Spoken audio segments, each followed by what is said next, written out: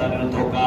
এই কিতাবের মধ্যে একটা ঘটনা এনেছেন, শুধু তিনি তিনার কিতাবে আনেন নাই, কুরতুবী তাফসিরে কুরতুবীতে ঘটনাটা এসেছে, তাফসিরে বাগাবীর মধ্যে ঘটনাটা রয়েছে।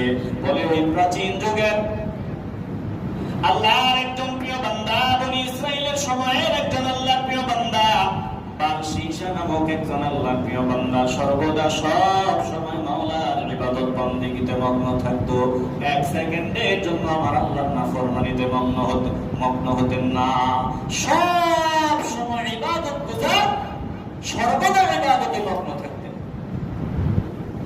বারশিশা নামক আল্লাহর বান্দা সব সময় নেক আমলে মগ্ন। তিনজন জওয়ান যুবক জিহাদের ময়দানে যাবে অথবা কোনো প্রয়োজনে লম্বা সফরে বের হবে।